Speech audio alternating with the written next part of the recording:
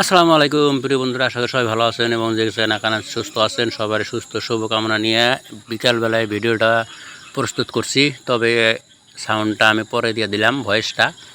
তো যাই হোক, আমি জীবনে তো অনেক কাজ করেছি। তো আজকে সেই কাজের একটি গল্প আপনাদের সাথে শেয়ার করব। তো গ্রাম থেকে বাইর হয়ে ন্যাশনাল হাই রোড দিয়ে আমি চললাম শহরের দিকে।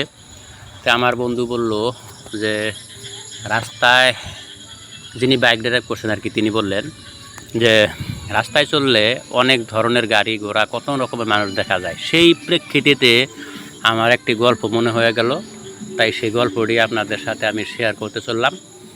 তো ছোটোবেলায় যখন ধরেন 6 বা 5-এ পড়ি আর কি, সঠিকভাবে জিনিসটা মনে নাই।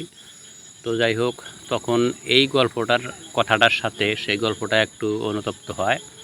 মানে যে তখন আপনারা তো জানেনই, বিভিন্ন কাজই আমি করি ছোটোবেলার থেকে। তো খড়ি, এই যে পাহাড়ে থেকে মরা ডাল ডুল বা এগুলা কেটে নিয়ে বাজারে আমি বিক্রি করতাম, স্কুল যখন বন্ধ থাকতো তখন আর কি।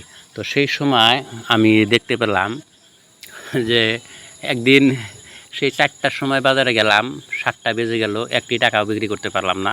তো বন্ধুরা, তখন আমি বিক্রি করতে পারতাম খুব হলে 7 থেকে 8টি টাকা।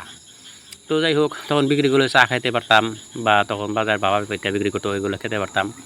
কিন্তু দেখা গেল যে একদিন 7টা বেজে গেল।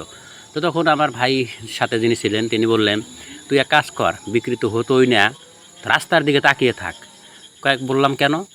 বলে যে তোর কোনো খিদা পাবে না, ক্ষুধার ধারণা থাকবে না। কেন?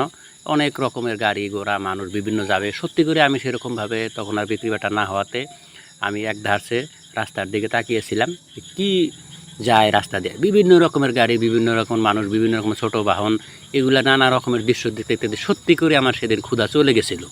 তো যাই হোক প্রিয় বন্ধুরা, এটা আসলে জীবনের একটি সময়ের একটা স্মরণীয় ছোট্ট ঘটনা, সেটা আমরা শেয়ার করলাম।